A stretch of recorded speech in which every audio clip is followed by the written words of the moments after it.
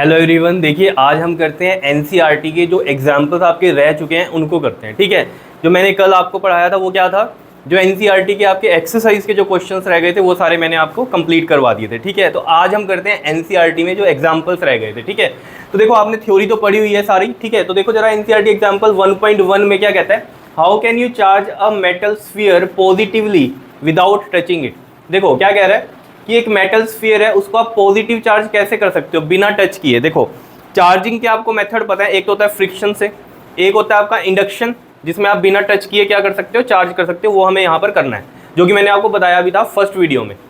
ठीक है, और एक कौन सा होता है आपका जो टच करने से होता है, वो कौन सा होता है, कंडक्शन होता है। कंडक्शन के थ्रू भी चार्ज होता है, एक इंडक्शन के थ्रू चार्ज होता है। तो ये इंडक्शन वाला यहाँ पर हम कंसेप्ट लगाएंगे क्योंकि इसने बोला है कि मेटल को आपको क्या करना है, पॉजिटिवली चार्ज करना है। अगर यहाँ पॉजिटिवली चार्ज करना है तो मैं एक स्फीयर लूंगा जो कि अनचार्ज होगा और उसके पास मैं कैसा चार्ज लेके आऊंगा, एक मान लीजिए एक चार्ज रोड है, वो कैसी लेके आऊंगा, नेगेटिव वाली। क्योंकि अगर मेरे को स्फीयर क्या करना है, पॉजिटिव चार्ज।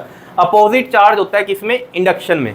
कंडक्शन में क्या होता है, सेम चार्ज होता है। वो कहानी मैं आपको बता चुका हूँ। ठीक है, इंडक्शन की भी ये कहानी मैंने आपको वहां बताई थी, लेकिन यहाँ एग्जाम्पल था अलग से, तो मैं आपको अलग से ये चीज बता रहा हूँ। देखो यहाँ हमने क्या करना है, एक स्फीयर को पॉजिटिवली चार्ज करना है। तो हमें इतनी बात तो पता चल गई, अगर पॉजिटिव चार्ज करना है तो हमें कौन सा चार्ज रोड लेके आएंगे उसके पास, नेगेटिव वाली, क्योंकि वो अपोजिट वाला चार्ज करता है। तो नेगेटिव लेके जाऊंगा तभी वो पॉजिटिव चार्ज होगा। इतनी कहानी आपको इंडक्शन में पता होनी चाहिए। ठीक है, क्योंकि विदाउट टचिंग मतलब क्या हो गया आपका, इंडक्शन है। क्या है, विदाउट टचिंग क्या है आपका, इंडक्शन है। क्लियर है।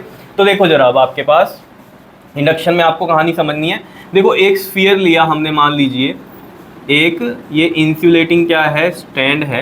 ठीक, इस पर हमने क्या लिया, एक स्फीयर ले लिया। ठीक है, जो कि है कैसा, अनचार्ज है। क्लियर, ये कैसा है, एक अनचार्ज स्फीयर है। क्लियर।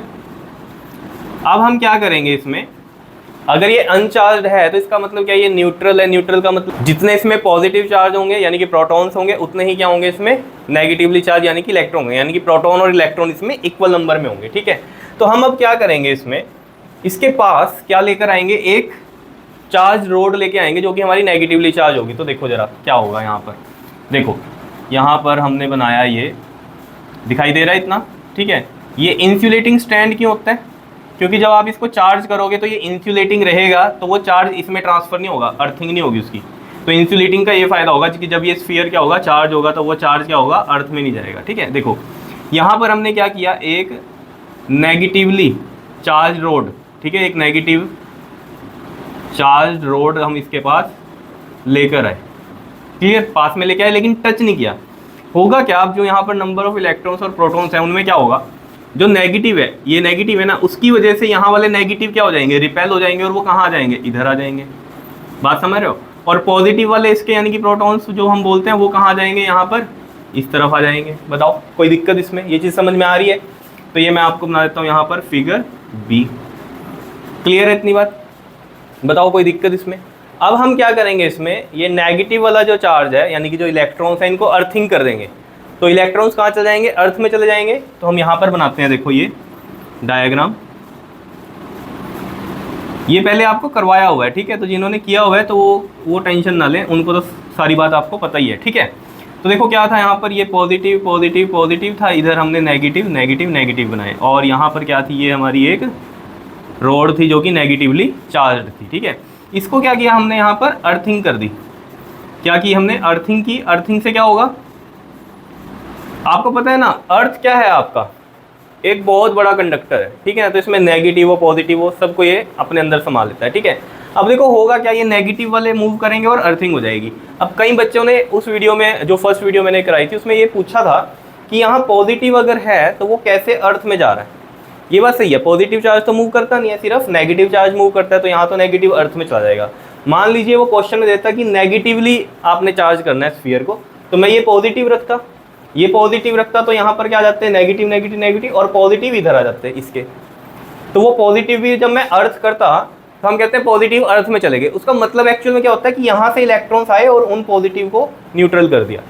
उस केस में ही होता है, मतलब हम बोल देते हैं कि पॉजिटिव को अर्थिंग कर दी, लेकिन होता क्या है, वो पॉजिटिव वाले कैसे न्यूट्रल होते हैं, यहाँ से इलेक्ट्रॉन जाते हैं और उनको न्यूट्रल कर देते हैं, पॉजिटिव वाले केस में। क्लियर है इतनी बात। ये कब की बात है, जब अगर आपको ये पॉजिटिवली की जगह नेगेटिवली चार्ज करनी होती तो ऑब्वियस सी बात है मुझे यहाँ पॉजिटिव रोड रखनी पड़ती, तो ये नेगेटिव चार्ज होता। अभी जैसे ये वाला होगा हमारे पास पॉजिटिव, ठीक है, ये क्योंकि अपोजिट वाला लेके चलते हैं हम। अब यहाँ पर अगर हमने नेगेटिव लिया तो पॉजिटिव यहाँ है ना, अगर मैं यहाँ पर पॉजिटिव लेता तो नेगेटिव यहाँ आते, पॉजिटिव यहाँ आते। और ये वाले पॉजिटिव की बात कर रहा था मैं कि अर्थिंग कैसे होती है, अर्थ से इलेक्ट्रॉन जाके उनको न्यूट्रल करते हैं, ठीक है। चलो आ जाओ दोबारा से अपनी कहानी पर। हमें तो लेकिन कौन सा करना है, पॉजिटिवली चार्ज करना है, तो इसलिए हमने ये नेगेटिव रोड रखी, ये पॉजिटिव आए, ये नेगेटिव वाले क्या हो गए, अर्थ हो गए यहाँ पर। क्या इतनी बात क्लियर है, बताओ। जब अर्थिंग हटाएंगे तो क्या होगा, देखो ये हमारा कौन सा है, फिगर सी फिगर है, ठीक है। अब जब हम अर्थिंग हटाएंगे तब क्या होने वाला है, देखो यहाँ पर बनाते हैं इसको इस तरीके से। अर्थिंग जब हमने हटा दी, और ये तो नेगेटिवली चार्ज रोड है यहाँ पर, तो इसके जो पॉजिटिव थे वो तो यहाँ रह जाएंगे, लेकिन जब अर्थिंग हटा दी अर्थ में तो ये इलेक्ट्रॉन चले गए। क्लियर है, कनेक्शन हटा दिया अर्थिंग का, लेकिन अभी भी ये इसी साइड है क्योंकि इसकी अट्रैक्शन से, नेगेटिव इधर है तो पॉजिटिव वाले इसी तरफ है। अब लास्ट स्टेप हम क्या करेंगे, ये हमारा फिगर डी हो गया, और ये सब कुछ मैंने यहाँ पर स्टेप में लिख भी दिया है, जो आपकी बुक में पूरा पैराग्राफ दिया है वो यहाँ पर हमने क्या किया, नंबर वाइज लिख दिए हैं पॉइंट्स, ताकि आपको ईजिली लर्न हो जाए। तो अब क्या करेंगे हम लास्ट में, क्या करेंगे, इसको रिमूव कर देंगे इस चार्ज रोड को। तो इसको रिमूव करेंगे तो हमारे पास क्या होगा, जो ये इंसुलेटिंग स्टैंड पर क्या है, ये चार्ज है, ये यूनिफॉर्मली क्या हो जाएगा, डिस्ट्रीब्यूटेड हो जाएगा, क्योंकि ये हमने क्या कर दी, चार्ज रोड हटा दी। तो ऑब्वियस सी बात है ये हट जाएगी तो इसकी ये अट्रैक्शन की वजह से तो एक साइड है ना, जब ये हट जाएगी तो ये यूनिफॉर्मली इसके ऊपर डिस्ट्रीब्यूटेड हो जाएंगे, तो ये पॉजिटिवली चार्ज कर दी हमने स्फीयर को। क्लियर है, यही सब यहाँ पॉइंट लिखे हुए हैं। देखो पहला पॉइंट क्या लिखा हुआ है कि take an uncharged metallic sphere, एक अनचार्ज मेटेलिक स्फीयर लिया हमने ऑन एन इंसुलेटिंग स्टैंड। की कहानी वही है कि जब ये चार्ज होगा तो ये चार्ज इसमें यहाँ से अर्थ में ना ट्रांसफर हो जाए, कहीं तो रखा ही होगा ना, ये स्टैंड जो है कहीं तो रखा ही होगा, तो अर्थिंग ना हो जाए उसकी, तो इसलिए क्या किया, ये इंसुलेटिंग किया कि कहीं ये इस पे ना चला जाए। अगर ये भी कैसा होगा, एक कंडक्टर होगा, तो ऑब्वियस बात है ये वाला चार्ज इस पे ट्रांसफर होगा। क्लियर है इतनी बात, अर्थिंग भी हो सकती है और क्या हो सकता है, इस पे भी चार्ज रह सकता है। तो हमने तो सिर्फ स्फीयर को ही करना है चार्ज, तो हमारा चार्ज ही स्फीयर है, इसलिए उसको इंसुलेटिंग स्टैंड पे रखा, ठीक है। फिर क्या कहता है, कहता है bring a negative charge rod close to the sphere. ये नेगेटिव चार्ज रोड है जो हम क्लोज टू द स्फीयर लेकर आए, ठीक है। तो उसकी वजह से क्या हुआ, थर्ड पार्ट में देखो, थर्ड पार्ट में प्रॉपर है कि due to the repulsion, repulsion होगी ऑब्वियस सी बात है, जो वहाँ के नेगेटिव थे इसके वो इधर चले गए रिपल्शन की वजह से। तो यही चीज़ लिखी हुई है, due to the repulsion free electron in the sphere collect to the further end. Free electron मतलब क्या, जितने नंबर ऑफ प्रोटॉन होते हैं उतने नंबर ऑफ इलेक्ट्रॉन होते हैं एक न्यूट्रल एटम में। तो ऑब्वियस ही बात है, तो रिपल्शन की वजह से क्या हुआ है, जो इलेक्ट्रॉन्स थे वहाँ पर, जिनको हम फ्री इलेक्ट्रॉन बोल देते हैं, in the sphere collect to the farther end, दूसरे एंड पे चले गए ना, देखो यहाँ पर आ गए फार्दर एंड, दूर वाले एंड पे, ये पास वाला एंड, ये वाला फार्दर एंड, ये वाला नियरेस्ट एंड, इस चार्ज रोड के अकॉर्डिंग, ठीक है। तो ये हमने यहाँ पर लिखा भी है कि फिगर बी में आप देख सकते हो ये बात, ठीक। फोर्थ में क्या कह रहा है, अब अगर आप ये देखो ना, सेकंड और थर्ड पॉइंट दोनों इकट्ठे ही आप बोल सकते हो, ठीक है ना, कि नेगेटिव चार्ज रोड को लेकर आए तो वो जो स्फीयर के नेगेटिव है वो दूसरे एंड पे चले गए। क्लियर है, यही चीज़ लिखी हुई है। फोर्थ में क्या है, connect the sphere to the ground. अब हमने यहाँ पर क्या किया, ग्राउंड से कनेक्ट किया या अर्थिंग कर दी, आप कुछ भी लिख सकते हो, ठीक है, बाय कंडक्टिंग वायर के थ्रू। तो फिफ्थ में क्या लिखा है, electron flow to the ground while proton remain hold. अब देखो ये क्या कह रहा है कि इलेक्ट्रॉन तो फ्लो हो गए कहाँ, ग्राउंड में, लेकिन जो प्रोटॉन थे वो तो वहीं रह गए due to the attraction of that charge rod. तो remain hold due to the attraction of the rod, figure D में हमने ये बोल दी बात, ठीक है। सिक्स में क्या कहता है, disconnect the sphere from the ground and remove the charge road. Obviously बात है, डिस्कनेक्ट किया हमने किसको, स्फीयर को ग्राउंड के साथ, और रिमूव कर दी हमने चार्ज रोड। तो फिगर ई में आप देखोगे कि क्या लिखा हुआ है, the positive charge spread uniformly over the sphere. तो पॉजिटिव चार्ज यूनिफॉर्मली स्फीयर पर स्प्रेड हो रहा है। क्या इतनी बात क्लियर है या नहीं है, बताओ, ये समझ में आया। बिल्कुल सिंपल सी कहानी थी, ठीक है। अगर यहाँ पर बोल देता नेगेटिवली चार्ज करो तो हमें कैसे करना होता है, यहाँ पर पॉजिटिव रोड लेकर जाते, तो यहाँ नेगेटिव आता, यहाँ पॉजिटिव आता। यहाँ पर जब अर्थिंग होती तो मैंने आपको बोला था इलेक्ट्रॉन जाके इधर वाले पॉजिटिव को क्या करते, न्यूट्रल करते, फिर हम अर्थिंग रिमूव कर देते, तो इधर नेगेटिव होते, अगर पॉजिटिव का केस होता तो इधर नेगेटिव आ जाते, तो ये सारे में नेगेटिवली डिस्ट्रीब्यूटेड होते। मैं आपको बता भी देता हूँ कि क्या होता, पहले इसको नोट कर लो फिर बताता हूँ, ठीक है। पॉज करके नोट कर लेना। देखो मैं बताता हूँ, यहाँ पर अगर वो कहता है यहाँ पर नेगेटिवली चार्ज करनी है इसको स्फीयर को, तो हम क्या करते, पॉजिटिवली चार्ज रोड लेकर आते, और यहाँ पर क्या होता, आपके पास ये वाले इसके पॉजिटिव जो थे वो इधर रिपेल हो जाते और नेगेटिव इधर आ जाते। फिर यहाँ पर भी यही सेम कहानी चलती, ठीक। ये क्या हो जाते, इधर वाले अर्थिंग हो जाते, क्लियर, ऐसे ही होता। ये अर्थिंग हो जाएंगे, मतलब क्या है, यहाँ से इलेक्ट्रॉन जाके इनको न्यूट्रल करेंगे। फिर उसके बाद हम अर्थिंग को रिमूव करेंगे, या ग्राउंड जो हो गया हमारा वो ख़त्म करेंगे। कैसे? कंडक्टिंग वायर को हटा देंगे इससे। और फिर क्या होगा बताओ, ये वाली कहानी बचेगी। यहाँ ये पॉजिटिव रोड थी और यहाँ पर ये वाले नेगेटिव रह जाएंगे, ठीक है। फिर हम क्या करेंगे, ये वाली पॉजिटिव रोड को भी रिमूव करेंगे और यहाँ पर ये नेगेटिवली चार्ज क्या हो जाएंगे, यूनिफॉर्मली डिस्ट्रीब्यूटेड हो जाएंगे। बताओ, ये थी कहानी। अगर वो पॉजिटिवली की जगह क्या बोल देता, नेगेटिव बोल देता, तो नेगेटिव चार्ज भी हो जाता। क्लियर है, समझ रहे होंगे बात, ठीक है। तो कर लो इसको भी नोट, अगर नेगेटिवली चार्ज होता तो कैसे होता, ठीक है। तो हम इस तरीके से करते, ये फिगर आप बना लेना नेगेटिवली के लिए भी। फिर हम इसके बाद नेक्स्ट करते हैं, इसको करो नोट। हाँ जी, देखिए अब एग्जाम्पल 1.5 देखो। 1.5 एग्जाम्पल में क्या कहता है, ये किया हुआ है आपने इस तरीके का क्वेश्चन, समझो। देखो क्या कहता है, a charge metallic sphere A is suspended bye a nylon thread. Nylon thread से वही है कहानी की, इंसुलेटिंग है इस वजह से, ताकि इसका चार्ज यहाँ ना ट्रांसफर हो जाए। By a nylon thread another charge metallic sphere B held by an insulating handle. ये इंसुलेटिंग हैंडल से बी वाले को पकड़ा हुआ है, ठीक है। और ये हैंड बनाया हुआ है, कहीं को हंसी आ रही होगी, ठीक है ना। ये बुक में बनाया हुआ है, तो जैसा मुझसे बना मैंने बना दिया यहाँ पर आपको, ठीक है। तो as shown in figure A, ये वाला ए फिगर है, इसमें आपको क्या शो किया हुआ है, ये ए है स्फीयर जो कि नाइलॉन थ्रेड से यहाँ पर सस्पेंडेड किया हुआ है, और इसको ये वाला बी स्फीयर है जिसको हमने किससे, इंसुलेटिंग हैंडल से पकड़ा हुआ है इस तरीके से। और इनकी दूरी बताई हुई है कितनी है, ये 10 सेंटीमीटर की है, ठीक है। क्लियर है। The resulting repulsion of A is noted. जो यहाँ ए पर जो रिपल्शन लग रही होगी, क्योंकि पॉजिटिव है तो रिपल्शन ही हो रही होगी, सच दैट द, क्या बोल रहा है, उसके बाद ये आपके पास the resulting repulsion of A is noted, ठीक है। और यहाँ पर क्या था, brought close to A such that the distance between their centre is 10 centimetre, ठीक है। तो हम क्या कर रहे हैं, इस वाले को इसके पास लेके जा रहे हैं, ए के पास, और जो इनका डिस्टेंस है अभी वो कितना है, 10 सेंटीमीटर का है, as shown in this figure. And the resulting repulsion of A is noted. तो ए की जो रिपल्शन होगी इस केस में देखो क्या होगी, यहीं पर ही सोल्व कर देंगे इसको। देखो जरा, यहाँ पर F इक्वल टू में क्या होगा, लेट मान लेते हैं कि इस वाले स्फीयर पर जो चार्ज है वो Q1 है और इस वाले स्फीयर पर जो चार्ज है वो Q2 है, ठीक है। तो हमें पता है formula KQ1 Q2 by R square. R की वैल्यू अभी हम पुट नहीं करेंगे, आर हमारे पास अभी कितना है, यहाँ पर ये 10 है, ठीक है। तो कोई टेंशन नहीं है, 10 सेंटीमीटर का है, ठीक। उसके बाद वो क्या कह रहा है आपको, कहता है sphere A and B are touched by an uncharged sphere by uncharged sphere C and D.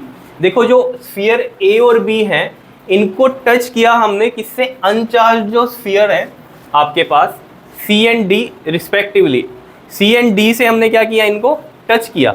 मतलब यहाँ पर मान लो ऐसे, ये एक सी हमने स्फीयर इससे टच किया और एक डी स्फीयर हमने इससे टच किया, ठीक है। ये कह रहा है ये uncharged sphere C and D respectively as shown in figure B.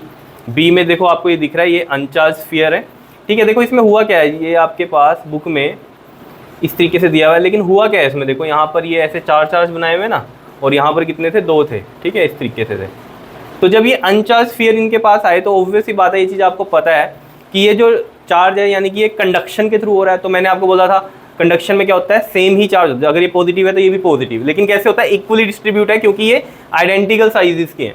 ये अभी बाद में उसने गिवन भी दिया हुआ है, ठीक है। तो ऑब्वियस ही बात है, यहाँ अगर 4 का ये है तो उसमें बुक में इस तरीके से आपको बनाया हुआ है कि यहाँ भी 2 रह गए और यहाँ 2 थे तो यहाँ 1 रह गया, 1 आ गया, और इधर 2 रह गए। पहले 4 थे ना, जब इसको टच किया तो 2 इसके पास रह गए, 2 इसने इसके पास पॉजिटिव आए, और यहाँ पर 2 थे तो जब ये इससे टच हुआ तो 1 इस पे रह गया, 1 इस पे। इक्वली डिस्ट्रीब्यूट होते हैं, दिखाई दे रहा है, इक्वली डिस्ट्रीब्यूट, ठीक है। तो ये हमने क्वेश्चन किया भी था इस तरीके का, ठीक है। तो मतलब क्या है कहने का कि अगर यहाँ पर चार्ज पहले Q1 था, अब जब C आया तो यहाँ पर चार्ज कितना रह गया, Q1/2, और इस पर भी Q1/2, और यहाँ पर चार्ज पहले B पर कितना था, Q2 था, तो इस पर भी रह गया Q2/2, और इस पर भी Q2/2, क्योंकि जो भी था B पे उसका हाफ ही रह गया, ठीक है। क्लियर है, इतनी बात बताओ, क्लियर है। ये फिगर B की बात कर रहा था, यहाँ पर यही चीज़ हमने बोली है, ठीक है। Touch by uncharged sphere C and D respectively as shown in figure B। अब क्या किया, C and D को आर देन रिमूव्ड, C और D को रिमूव कर दिया, and B is brought closer to A at a distance of 5 centimetre. अब इनको रिमूव कर दिया, रिमूव करने के बाद क्या हुआ, यहाँ पर देखो ये चीज़ रह गई थी, इस पर कितना था चार्ज Q1/2 और इस पर कितना था Q2/2, और इसको हम और क्लोज लिया है, 5 सेंटीमीटर की दूरी पे रह गई है। पहले 10 की थे, अब 5 सेंटीमीटर की दूरी पे है, ठीक है, देयर सेंटर्स। उसके बाद क्या कह रहा है, शोन इन फिगर सी में है, ये वाला फिगर सी है हमारा, यहाँ दिख नहीं रहा होगा आपको, ये मैं यहाँ लिख देता हूँ, फिगर सी है ये आपका, ठीक है, नीचे वाला, ठीक है। What is expected repulsion of A on the basis of Coulomb flow. अब ए की क्या होगी आपके पास, repulsion expected on the basis of Coulomb flow. अब क्या होगा, देखो ये चीज़ हम कैसे देख सकते हैं, देखो, और जो मैं बोल रहा था ना कि ये स्फीयर आइडेंटिकल साइजेस के थे तभी इक्वल अमाउंट आया, यहाँ उसने गिवन भी दिया है कि sphere A and C and sphere B and D, A and C वाले जो हैं इक्वल आइडेंटिकल साइज के हैं और बी और डी भी आइडेंटिकल हैं, ठीक है, have identical sizes. Ignore the sizes of A and B in the comparison to the separation between their centres. तो वो तो यहाँ पर कह रहा है कि ये जो सेपरेशन दी हुई है ना, इसको हम निगलेक्ट करने, कहीं कहेंगे ना ये बड़ा लग रहा है, ये छोटा लग रहा है, तो इनके जो सेंटर्स होंगे उनकी भी कहानी अलग हो जाएगी। तो ये सेंटर से ही होती है दूरी 10 सेंटीमीटर जो है, तो वो उस वे में कह रहा है कि उसको हम निगलेक्ट करेंगे, ठीक है, साइज़ ए और बी के। क्लियर है, तो सेपरेशन की कोई कहानी नहीं है, बस हमने 10 सेंटीमीटर ये मान ली, ठीक है, इसमें कुछ भी आपने एरर्स नहीं लेने की, कम होगा या ज़्यादा होगा, ठीक है। क्लियर है इतनी बात। चलो मेन बात पे आते हैं। अब क्या होगी यहाँ पर फोर्स, देखो इस वाले फिगर को देखो, फोर्स क्या होगी, अब जो न्यू फोर्स होगी वो क्या होगी, के, ये वाला चार्ज कितना है ये Q1/2 और दूसरा कितना है Q2/2, है ना, ये वाला चार्ज, ये वाला चार्ज, यही होता है के, चार्ज 1 चार्ज 2, ये वाला हो गया चार्ज 1 चार्ज 2। और इनका जो सेपरेशन है, देखो यहाँ पर R10 था पहले, ठीक है ना, अब ये कितना है, अगर R10 था तो ये कितना हो गया, R/2 हो गया। अगर यहाँ दिख नहीं रहा तो ये देखो R/2 हो गया ना ये, तो यानी कि डिस्टेंस है इसका R/2, तो मैं यहाँ लिखूंगा R/2 का स्क्वायर। क्लियर। अब देखो इसको सोल्व करते हैं, देखो K Q1 Q2 अपॉन में ये 2 2 4 हो गया, ये वाला R² यहाँ आएगा और ये 2 2 4 वाला नीचे है ना, तो ये ऊपर चला जाएगा, स्क्वायर है, ठीक है। तो ये 4 से ये 4 कट गया, क्या बचा यहाँ K Q1 Q2/R²। तो यानी कि जो नई फोर्स है, अब मतलब रिपल्शन की पूछ रहा है ना वो, ठीक है, तो चाहे ए पे लग रही है बी पे लग रही है, तो हमें पता है म्यूचुअल फोर्स है, जितना ए रिपेल हो रहा होगा उतना ही बी भी रिपेल हो रहा होगा, ठीक है। वो तो कंफ्यूज करने के लिए उसने बोल दिया कि ए पे बताओ रिपल्शन, ठीक है, ये तो आपको पता है म्यूचुअल है। तो एफ डैश अब क्या है, जो पहले फोर्स थी अभी भी वही है, ये देख लो, ये वैल्यू यही सेम है, तो यही है। तो मतलब क्या है, जो इलेक्ट्रोस्टैटिक फोर्स जो है रिपल्शन की ऑन ए, वो अभी भी क्या है, अनचेंज्ड है। मतलब क्या हुई है, जितनी पहले थी वही अभी भी उतनी ही लग रही है रिपल्शन की फोर्स। अब आप कहोगे ये कैसे, देखो ये चीज़ तो आपको पता ही है ना, पहले चार्ज जो था उसमें डिस्टेंस ज़्यादा था, अब क्या हुआ, देखो चार्ज हाफ हो गया, देखो ना, चार्ज के डायरेक्टली होता है ये, है ना, चार्ज के डायरेक्टली होती है ये फोर्स, तो यहाँ चार्ज ज़्यादा था तो ज़्यादा फोर्स होनी चाहिए, यहाँ डिस्टेंस क्या था आपके पास ज़्यादा, तो यहाँ फोर्स कम होनी चाहिए। मतलब उसके कंपैरिजन में अगर हम देखें ये वाले को, तो यहाँ पर चार्ज ज़्यादा था, तो इस वाले में चार्ज क्या हो गया, हाफ हो गया, ठीक है, उसकी वजह से फोर्स क्या हुई होगी, कम हुई होगी। लेकिन साथ साथ क्या हुआ है, यहाँ डिस्टेंस भी क्या कर दिया, हाफ कर दिया, और अगर हाफ डिस्टेंस होता है यानी कि डिस्टेंस कम होता है तो फोर्स ज़्यादा हो जाती है। तो मतलब क्या हो रहा है, एक क्वांटिटी यहाँ कम हुई है, ठीक है, और एक क्वांटिटी आर जो है, मतलब एक क्वांटिटी की वजह से फोर्स कम हो रही है, ठीक है, चार्ज हाफ हुआ, लेकिन फोर्स बढ़ भी गई, क्यों, क्योंकि यहाँ पर डिस्टेंस क्या हो गया, कम हो गया। तो क्या हो रहा है हमारे पास कि जो फोर्स यहाँ से आ रही थी वही फोर्स यहाँ पर भी लग रही है। क्यों हो रहा है ऐसा, क्योंकि यहाँ चार्ज हाफ हुआ है, लेकिन चार्ज हाफ होने से तो फोर्स कम होनी चाहिए थी, लेकिन ये डिस्टेंस जो था उसके कंपैरिजन में ये डिस्टेंस भी हाफ हो गया, तो फोर्स उतनी ही लग रही है, क्योंकि डिस्टेंस भी तो हाफ कर दिया। बात समझ रहे हो या नहीं, बताओ, कोई दिक्कत इसमें, ठीक है। तो हम यहाँ पर लिख सकते हैं ये कहानी, तो आप इसी तरीके से करोगे इसके अंदर कि let Q1 be charge on A and Q2 be charge on B, ठीक है, and after the touching of C and D A acquire Q1/2 and B acquire Q2/2। तो इसके लिए पहले फोर्स निकाल दोगे, फिर नए वाले के लिए फोर्स निकाल दोगे यहाँ से, ठीक है, ये चीज़ कर दोगे, फिर आप कहोगे F dash equal to S। तो आप लिखोगे अगली लाइन क्या, यहाँ पर मैं लिख देता हूँ, यहाँ लिख देता हूँ, देखो, the electrostatic force of repulsion A का इसलिए बोल रहा हूँ क्योंकि उसने ए के बारे में पूछा है, रिपल्शन ऑन ए, ठीक है, रिमेन अनचेंज रहेगी। क्यों, क्योंकि यहाँ पर चार्ज अगर हाफ हुआ था लेकिन डिस्टेंस भी हाफ हो गया था, तो उस वजह से तो फोर्स जो है हमारी वही आ रही है जो कि पहले थी। क्या इतनी बात क्लियर है, समझ में आया क्वेश्चन? ये क्वेश्चन मैंने आपको पहले करवाया है इस टाइप का, ठीक है, लेकिन यहाँ पर एग्जाम्पल में दिया हुआ था, तो बच्चे क्या करते हैं, फिगर देख के डर जाते हैं। तो ऐसे आपने डरना नहीं है, कोशिश करनी है, ठीक है ना, तो बिल्कुल ईजी है। करो इसको नोट, फिर हम नेक्स्ट करते हैं, नोट करो इसको जल्दी से। हाँ जी, देखिए NCERT एग्जाम्पल 1.6 और 1.7 करेंगे यहाँ पर। देखो 1.6 में देखते हैं पहले। देखो ये क्वेश्चन बिल्कुल सेम जो है मैंने आपको करवाया था। अगर आप लेक्चर नंबर 5 देखें या बोले हम कि वीडियो नंबर 5 देखें आप सुपरपोजिशन प्रिंसिपल वाली, वहाँ पर ये करवाया है आपको। ठीक, देखो जरा क्या कह रहा है इसमें। कहते हैं consider 3 charges Q1, Q2 and Q3 each equal to Q। देखो ये जो यहाँ पर चार्ज दिए हैं, ये Q1 इक्वल टू Q है, Q2 भी इक्वल टू क्या है Q है, और Q3 भी इक्वल टू Q है। सेम चार्जेस है, मतलब ये कह रहा है। और इक्विलेटरल ट्रायंगल है, ठीक है। वर्टिसेस मतलब ये कॉर्नर्स पे दिया हुआ है इसके, और इक्विलेटरल ट्रायंगल है ये जिसकी साइड L है, ठीक है। What is the force on charge Q placed at the centroid of the triangle, मतलब कि ट्रायंगल के सेंटर पर जो चार्ज Q है इस पर नेट फोर्स आपको निकालनी है। तो देखो बिल्कुल सिंपल सी कहानी है, मैंने आपको बताई हुई है कि कोई भी रेगुलर पॉलीगन है और उस पर चार्जेस जो हैं वो सेम है। रेगुलर पॉलीगन कौन सा हो गया जिसमें ये साइड्स क्या हैं, इक्वल है, जैसे इक्विलेटरल ट्रायंगल हो गया, स्क्वायर हो गया, इस तरीके से। और इन पर चार्जेस जब भी सेम होंगे तो इनके सेंटर पे हमेशा फोर्स क्या होगी, जीरो होगी। ये तो बात हो गई कि आप डायरेक्ट इसका लिख सकते हो zero answer. Net force at centre on regular polygon of same charge is always zero. ठीक है जी, ये चीज़ तो हो गई डायरेक्ट आपके याद रखने की, ठीक है। अब ये क्वेश्चन मैंने सोल्व भी करके दिखाया था वहाँ आपको, ठीक है। वहाँ पर मैंने सोल्व कैसे किया था, ये देखो समझो इस चीज़ को। देखो ये Q चार्ज है, ये भी Q चार्ज है। अगर हम देखें कि ये वाला Q इसको क्या करेगा, रिपेल करेगा। अगर हम यहाँ इस तरीके से बनाएं कि ये वाला इसको क्या करेगा, रिपेल करेगा, तो यहाँ पर ये फोर्स लगे इसकी वजह से FB, ठीक है। और यहाँ से ये वाला भी करेगा इसको, ठीक है, इस तरीके से, ठीक है। ऐसे 1 2 3 कुछ भी ले लो, आपकी मर्जी है ये तो, ठीक है। तो मैं B से कर रहा हूँ, ये वाला क्या लूँगा मैं, ये वाला चार्ज भी Q है, इसको इधर रिपेल करेगा, ठीक है। फोर्स इस पर लगेगी कौन सी, FC। और ये वाला A चार्ज भी इसको क्या करेगा, रिपेल करेगा, और ये जाएगा इधर, ठीक है। मान लो ये पॉइंट मैंने ले लिया O, और जिस पर चार्ज कितना पड़ा है, Q पड़ा है, ठीक है। और इस पर फोर्स लगी ये FA। क्लियर है इतनी बात, ठीक है। तो वहाँ पर अगर आपको याद हो, मैंने यहाँ ये पॉइंट O मान लिया था, ये पूरी लेंथ कितनी है, L है, ठीक है। ये पॉइंट O मान लिया था। वहाँ पर AO जो थी हमने फाइंड आउट करी थी या तो ट्रिग्नोमेट्री से या फिर पाइथागोरस से, ठीक है। और फिर मैंने आपको क्या बोला था कि ये इसका सेंटर है, तो यहाँ पर ये AO, ये BO, और ये वाला कौन सा है हमारा CO। वहाँ पर कुछ और पॉइंट लिया हो तो अलग बात है, ठीक है। ये वाली चीज़ें क्या होती हैं, इक्वल होती हैं, ठीक है। और ये जो मीडियन है, ये वाली जो AO है, इस मीडियन का रिलेशन क्या बताया था मैंने वहाँ पर, AO इज इक्वल टू में 2/3 ऑफ मीडियन होती है जो AD। ये वाला D पॉइंट लिया था वहाँ पर, और ये O था, हाँ ये चीज़ थी, ठीक है। तो AO इज इक्वल टू में जो थी हमारी 2/3 ऑफ AD थी, और AD मैंने आपको बताया तो पाइथागोरस से निकालते थे हम, और वहाँ मैंने बस ये AA ली थी लेंथ, ठीक है। तो ये तो वो तरीका था, वो आप वहाँ पर देख सकते हो, ठीक है। अभी यहाँ पर हम वो करते हैं जो बुक में किया हुआ है, ठीक है। देखो ये चीज़ क्लियर है कैसे ये फोर्सेस निकली हैं, ठीक है। देखो इसको करने का ना एक और तरीका हो सकता है, अगर आप क्लोज पॉलीगन वाला देखें अगर हम, तो देखो जरा कैसे, अगर हम ये वेक्टर्स बनाएं जरा, देखो जरा किस तरीके से बन रहे हैं ये वेक्टर्स आपके।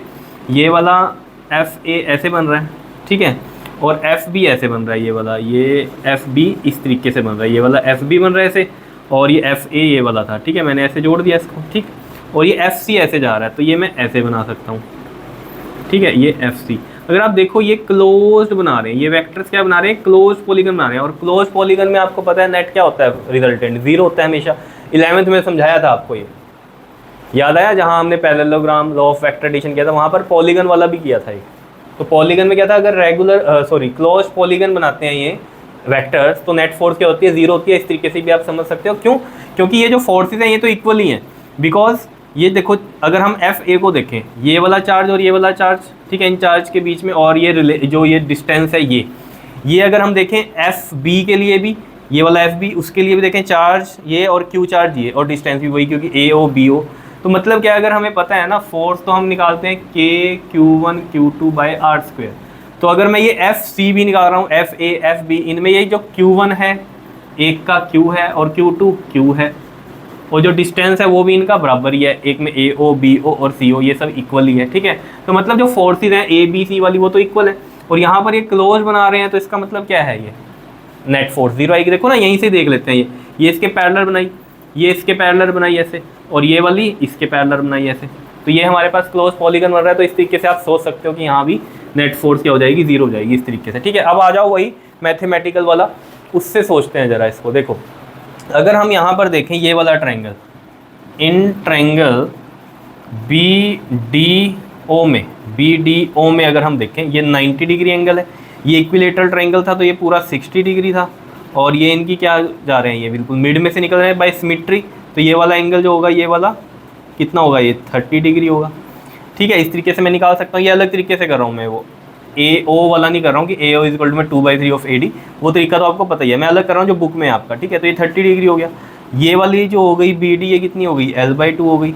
और आपके पास ये L/2 है, और हमें कौन सी चाहिए इसमें, ये BO चाहिए। ठीक है ना, हमें पता ही है एक बात तो क्या, कि BO इज इक्वल टू में AO इज इक्वल टू में क्या है, CO है।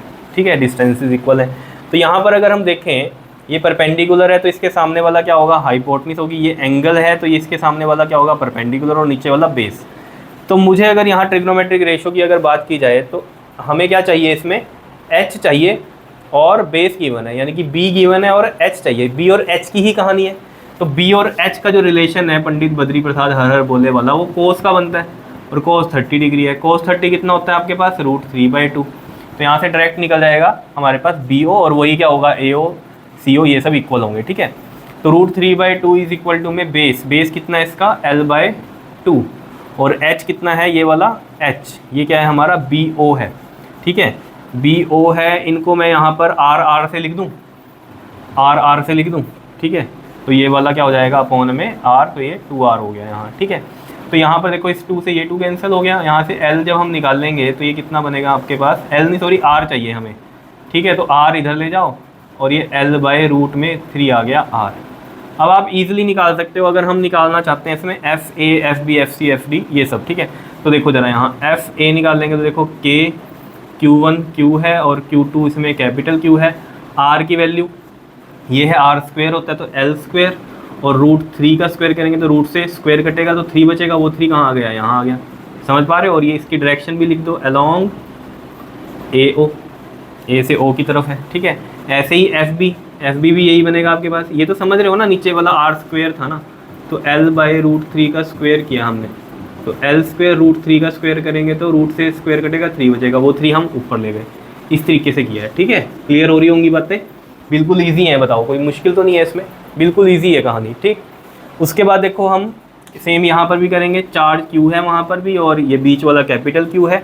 किसके बीच में कर रहे हैं, B वाले के बीच में, ये वाला Q है, ये वाला कैपिटल Q हो गया, और इसके बीच का जो है R भी कितना है हमारा, ये वाला BO हमने निकाला, ये है कितना हमारा L/√3, तो L² √3 का स्क्वायर करेंगे तो रूट कटेगा और 3 बचेगा, वो 3 यहाँ ऊपर आ जाएगा। तो ये भी सेम ही आ रही है फोर्स, ये क्या आ जाएगी हमारे पास, अलोंग, बताओ क्या आएगी यहाँ पर, अलोंग इसके आ जाएगी ये BO।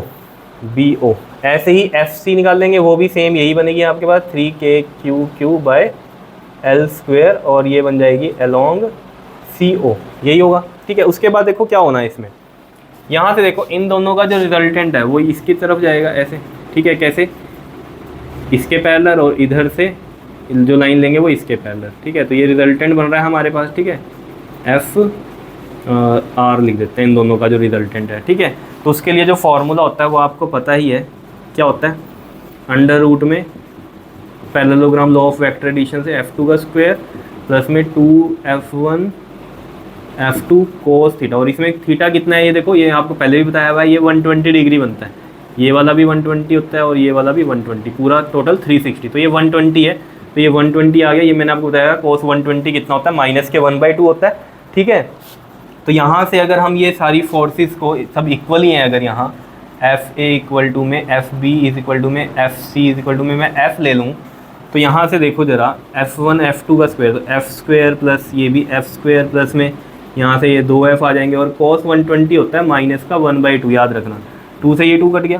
तो यहाँ पर देखो आपके पास F² प्लस में F² प्लस माइनस माइनस, और ये F² हो गया। ठीक है, ये इससे कट गया, और यहाँ क्या बचा, F² स्क्वायर से ये रूट कट गया, F आया। तो ये देख लो, ये जो FR आ रहा है आपके पास, ये FR है। ठीक है, तो यहाँ पर ये देखो, ये FR बन गया, और ये वाला FA, इन दोनों के लिए हमें देखना है, तो एक प्लस की लेंगे, एक माइनस की लेंगे।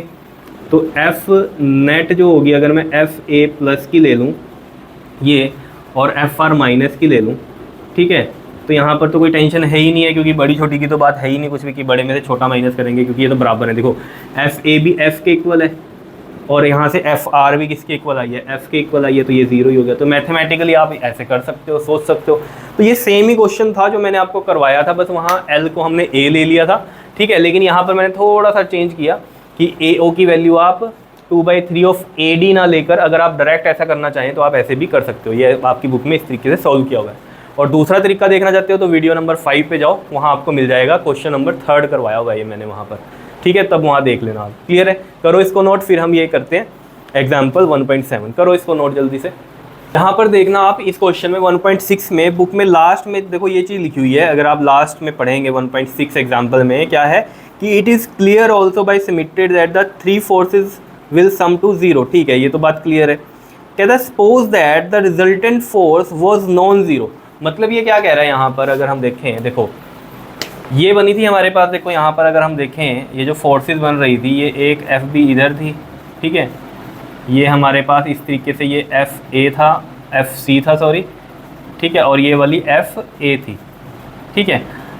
हमें यहाँ पर जो नेट फोर्स, जो रिजल्टेंट फोर्स थी, ठीक है, हमने ये बोला था जो एफ आर आया था यहाँ पर, ये वाला एफ आर आया था, ठीक है, ये वाला इसके इक्वल था तो ये जीरो हो गई थी, है ना, इन दोनों का रिजल्टेंट ये है और ये दोनों इक्वल थी तो ये जीरो हो गई थी, ठीक है, यही था। अब वो कह रहा है कि जो नेट रिजल्टेंट फोर्स है ना वो जीरो नहीं हुई है, ठीक है, मान लो नेट रिजल्टेंट फोर्स वो कह रहा है किसी डायरेक्शन में आ गई, इधर आ गई या इधर आ गई, तो मान लो हमने कहा कि इधर आ गई कहीं भी, ठीक है, एफ नेट इधर आ गई, ठीक है, क्लियर, यही बोल रहा है वो, क्या बोलता है, कहते हैं suppose that the resultant force was non zero है बट इन सम डायरेक्शन, ठीक है, किसी डायरेक्शन में आ गई है, या तो इधर होगी या इधर होगी नेट, ठीक है, अगर होती, क्योंकि यहाँ तो जीरो आ गई थी रियलिटी में, तो लेकिन अगर आती तो हमने कहा इस साइड ले ली हमने ऊपर, ठीक है। कहते हैं consider what would happen if the system was rotated through 60 degree, कह रहा है बताओ क्या होगा जब इस पूरे सिस्टम को 60 डिग्री रोटेट करेंगे। तो अगर इस पूरे सिस्टम को 60 डिग्री रोटेट कर दोगे तो क्या होगा, डायरेक्शन तो चेंज हो जाएगी, ऑब्वियसली बात है, ये जब चेंज होगा 60 डिग्री पे तो इसकी डायरेक्शन तो चेंज हो जाएगी एफ नेट की, लेकिन इसके मैग्नीट्यूड पे कोई फर्क नहीं पड़ने वाला, ठीक है ना, तो ये चीज़ आप कंसीडर कर सकते हो, ठीक है। चलो जी आगे देखते हैं हम एग्जाम्पल 1.7। देखो 1.7 एग्जाम्पल में क्या कहता है, कंसीडर द चार्जेस, ये भी इस तरीके का भी क्वेश्चन आपको करवाया हुआ है तो कोई टेंशन लेने वाली बात है नहीं। देखो क्या कहता है, consider the charges Q, Q and minus Q, Q यहाँ पर ले लिया और क्यू यहाँ पर और माइनस क्यू, ए पर ये, बी पर ये और सी पर ये, ठीक है, और ये मान लिया हमने कि जो आपकी बुक में दिया हुआ है ना, ठीक है, तो ये Q1 दिया हुआ है, ये Q2 दिया हुआ है, ये Q3, तो इसको हमने Q माना, इसको भी हमने Q माना और इस वाले को कितना माना हमने, माइनस का Q माना, ये चीज़ है, ऐसे गिवन है आपके डायग्राम में बुक में, ठीक है। Placed at the vertices of an equilateral triangle है ये, बिकॉज एल साइड्स दी हुई हैं इसकी इक्वल है, and what is the force on each charge, तो ये इस तरीके के क्वेश्चन आपको करवाए गए हैं। तो देखो जरा यहाँ पर करते हैं हम, बड़े ईजी हैं। देखो ए पर इसकी वजह से क्या फोर्स लगी, देखो ये चार्ज भी क्यू है, ये भी क्यू है, ठीक है, तो हम इस तरीके से लिखेंगे फोर्स लगी 1 पे 2 की वजह से, इस तरीके से गिवन है, ठीक है, तो इस साइड ये रिपेल ही होगा, क्लियर है, और ये वाला चार्ज जो है इसको अट्रैक्ट करेगा बिकॉज ये माइनस का है, तो इसको अट्रैक्ट करेगा, तो यहाँ पर ये F1 पे लगी फोर्स 3 की वजह से, ठीक है, अट्रैक्शन होगी, ठीक, और इन दोनों का जो भी फोर्स आएगी उनका रिजल्टेंट इस तरफ आएगा, ठीक है। देखो जरा पहले F12 निकालते हैं, F12 फॉर्मूला क्या होता है, K Q1 की वैल्यू है Q, Q2 की वैल्यू Q स्क्वायर हो जाएगा अपॉन में डिस्टेंस कितना है इनका L स्क्वायर है, क्लियर है। ऐसे ही हम F13 निकालेंगे, F13 K Q1 Q और Q2 भी सॉरी इसमें अब Q ये वाला होगा ना, ठीक है, इन दोनों चार्जेस के बीच में लग रही है फोर्स, ठीक है, तो माइनस पे है, लेकिन हमें पता है हम किस में लिखते हैं इसको, मोड में, तो हम Q ही लेंगे, तो वो Q स्क्वायर हो जाएगा, पता है ये आपको, ठीक है, डिस्टेंस इसमें भी L स्क्वायर है, तो ये तो इक्वल फोर्सेज आ गई, ठीक है। तो मतलब यहाँ पर तो ये बात चल रहा है, मैं F12 इक्वल टू में F13 इक्वल टू में F मान लेते हैं इसको, ठीक है, और इनका जो रिजल्टेंट है वो ये बन रहा है यहाँ, नहीं कि यहाँ पर FA ये बनेगी, ठीक है। तो रिजल्टेंट हमें पता है ये कैसे निकालते हैं, देखो ये वाला एंगल कितना होगा, देखो हमें पता है ये इक्विलेटर ट्रायंगल है तो ये 60 डिग्री है और ये पूरा यहाँ 180 होता है, तो ये वाला एंगल कितना होगा 120 का होगा, ठीक है, और ये दोनों भी क्या होंगे 60 होंगे, इधर 60 इधर 60, क्योंकि ये इक्वल फोर्सेज हैं तो ये बिल्कुल मिड में से जाएगा रिजल्टेंट फोर्स, क्लियर होगी ये सब बातें आपको, ठीक है। तो यहाँ पर हमें पता ही है कैसे निकालते हैं, parallelogram law of vector addition से FA कैसे निकालेंगे बताओ, F12 का स्क्वायर प्लस F13 का स्क्वायर प्लस में 2F12 F13 एंड कोस कितना होगा ये बताओ, 120 होगा। कोस 120 आपको पता है -1/2 होता है, याद रखना ये वैल्यू। F12 देखो हम ये F में ही कंसीडर कर लेते हैं इसको, यहाँ हमने बोला था इक्वल है, तो इससे ईजी हो जाता है करना। 2f और कोस 120 कितना होता है -1/2, तो ये 2 से 2 कट गया, तो यहाँ से f ही आएगा आंसर, देखना f² + f² माइनस में हो गया ना, प्लस माइनस माइनस f², ये इससे कट गया, और f² का रूट में है तो ये f आ गया, ठीक है। तो FAB हमारी कितनी आ रही है, f ही आ रही है, जो कि हमारी ये थी FAB वही आ रही है। क्लियर है इतनी बात।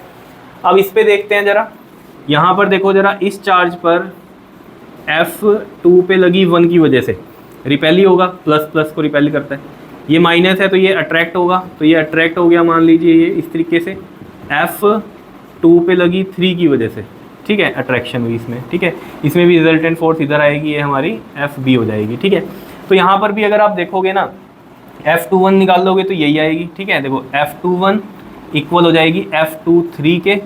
क्लियर है, बताओ, क्योंकि चार्जेस सेम है, जो माइनस है उसकी वजह से सिर्फ डायरेक्शन पता चल रही है हमें फोर्सेस की, माइनस है या प्लस है, बाकी डिस्टेंस सेम है, यहाँ भी इन दोनों का सेम है डिस्टेंस, इन दोनों का सेम है डिस्टेंस, चार्जेस भी सेम है, तो फोर्सेस इक्वल आएंगी, तो ये F आ गया, यही सेम आएगा हमारे पास, ठीक है। तो यहाँ से ये जो FB आएगा हमारे पास, FB भी कितना आ जाएगा, F ही आ जाएगा, जैसे ये निकाला हमने, इसी तरीके से वैल्यूज पुट करोगे रिजल्टेंट फोर्स में यही सब आने वाला है।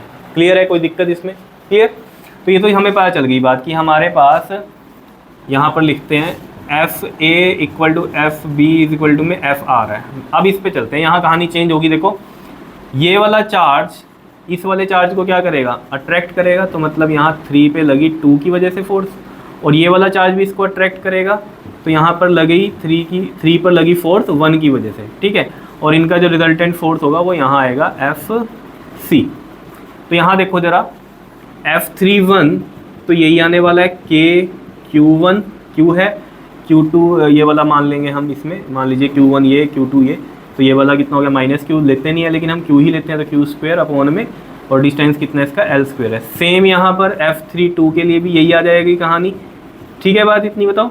यहाँ अब देखो जरा, FC जब हम निकालेंगे तब कहानी अलग है, देखो क्या क्यों अलग है, क्योंकि ये वाला एंगल कितना है, 60 डिग्री है ना, ये 60 था, ये 60 था, तो ये भी क्या है 60 है इक्विलेटरल ट्रायंगल में, तो ये कहानी इसलिए चेंज हो जाएगी। देखो F31 का स्क्वायर F32 का स्क्वायर प्लस में 2F31 F32 एंड कोस 60, और देखो जरा F31 को यहाँ पर इक्वल ही है, ये F31 = F32 में F है, तो यहाँ पर हम लिखते हैं, देखो F का स्क्वायर प्लस F का स्क्वायर प्लस में 2F² हो गया, और cos 60 कितना होता है, 1/2 होता है। अभी देखो यहाँ माइनस नहीं आया ना, 120 में से माइनस आ रहा था, अब यहाँ कहानी अलग हो जाएगी। देखो ये कितना हो गया आपके पास, 3F² हो गया, तो F² का तो स्क्वायर कटेगा रूट से, तो F बाहर और ये √3, तो यहाँ पर ये देख रहे हो आप FC कितना आ रहा है आपके पास, F√3 आ रहा है, FC कितना आ रहा है आपके पास, F√3 आ रहा है। तो यही चीज़ आपको बताई हुई है बुक में, ठीक है, इतनी बात बताओ, कोई दिक्कत इसमें। देखो बुक में एक चीज़ और आपको बताई हुई है, देखो क्या है वो, कहता है it is interesting to see that the sum of the forces, last में देखना आप, जब ये क्वेश्चन आपका खत्म हो रहा है ना, लास्ट में लिखा हुआ है it is interesting to see that the sum of the forces on the 3 चार्जेस इज 0। कह रहे 0 होगी, F1 + F2 + F3, अगर इनका नेट देखें हम तो वो भी 0 होगी। देखो कैसे, देखो यहाँ पर देखो जरा, अगर हम देखें इसके पैरेलल हम फोर्स बनाएं, ये वाले इसके पैरेलल FA ऐसे है, ठीक है, FA बना दी, ठीक है, FB ऐसे है, ये हमने ऐसे बना दी, ठीक, FB। क्लियर है। देखो अगर आप ध्यान दो ना, ये FA है और ये वाली FB है, इसके पैरेलल है, देख रहे हो, ये वाली FB जो है ना इसके पैरेलल है, समझ रहे हो, तो मतलब ये ऐसे, ये ऐसे, ये चीज़ ऐसे बनी। तो मेरा कहने का मतलब क्या है कि ये 60 डिग्री एंगल था, तो ये भी 60 था, तो इन दोनों के बीच का जो एंगल है वो कितना है, 60 डिग्री है, ये मैं कह रहा हूँ आपको। बात समझ रहे हो कैसे कहा, FA तो ये है, ये बना दी मैंने, और ये FB इसके पैरेलल थी, बिल्कुल इसके पैरेलल है, तो ये वाला एंगल कितना है इनके बीच का, 60 डिग्री है, तो यहाँ ये 60 डिग्री बनाया, और ये FC जा रही है नीचे, तो यहाँ पर ये मैंने FC बना दिया। अब देखो FC आपको पता है कितनी आई थी हमारे पास, F√3 आई थी, ठीक है। अब लेकिन FA और FB का यहाँ रिजल्टेंट देखें हम, तो रिजल्टेंट इसका कुछ आएगा, ठीक है, यहाँ पर हम बोल देते हैं इनका ये FR, तो ये FR देखो यहाँ पर कितना आएगा, यहाँ कर दूँ इधर सिंपल सा, देखो FR कितना आएगा आपके पास में, ये वाला एफ ए का स्क्वायर प्लस में एफ बी का स्क्वायर प्लस में 2fa एफ बी कोस 60। तो देखो एफ ए एफ के इक्वल था, एफ बी भी एफ के इक्वल था, ये 2f स्क्वायर हो गया और ये यहाँ पर कितना आएगा 1/2।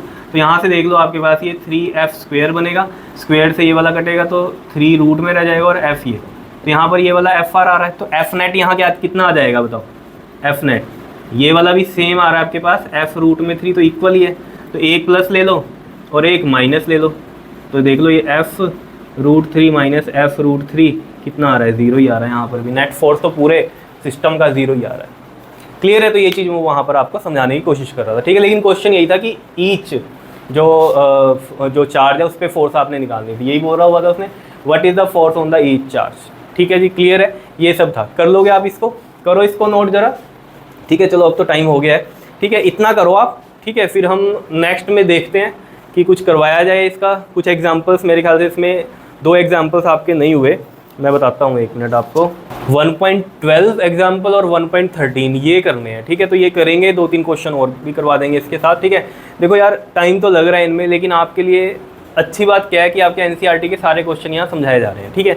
देखो जो पेपर आने वाला है ना आपका, वो क्या होगा, कॉन्सेप्चुअल बेस्ड क्वेश्चन होंगे, ठीक है। और वो कब आप सोल्व कर पाओगे, जब ये एनसीईआरटी के क्वेश्चन आपने किए होंगे, क्योंकि एनसीईआरटी के जिसने क्वेश्चन कर लिए ना, उसका मतलब क्या है, बेस पूरा मजबूत हो गया, ठीक है ना। कि ये नहीं कि खाली डेरिवेशन रट के चले गए वहाँ, ऐसा कुछ थोड़ी होने वाला है, ठीक है ना। तो क्वेश्चंस जो होंगे वो आपके किस पर बेस्ड होंगे, एनसीईआरटी के जो क्वेश्चंस है ना, इन्हीं के ऊपर बेस्ड होंगे, तभी मैं इन पे जोर दे रहा हूँ इस बार, ठीक है ना। तो एनसीईआरटी के क्वेश्चन तो आपको करने ही करने हैं, कुछ भी हो जाए, ठीक है जी। घबराना नहीं है, साथ साथ चलते रहो बस, ठीक है जी। तो चलो इतना करो, फिर हम देखते हैं इसके जो एग्जाम्पल्स रह गए हैं, ठीक है, वो भी कर लेंगे, वो भी इंपॉर्टेंट है इसलिए करने तो ज़रूरी है, ठीक है। बस 2 ही एग्जाम्पल रह गए हैं फर्स्ट चैप्टर में, एनसीईआरटी के सारे क्वेश्चन करवा दिए मैंने आपको और एग्जाम्पल सारे हो गए, सिर्फ 2 एग्जाम्पल रह गए हैं, वो भी करेंगे। क्लियर है, लेकिन अभी टाइम हो गया तो अभी इतना ही करेंगे। Clear, okay, thank you.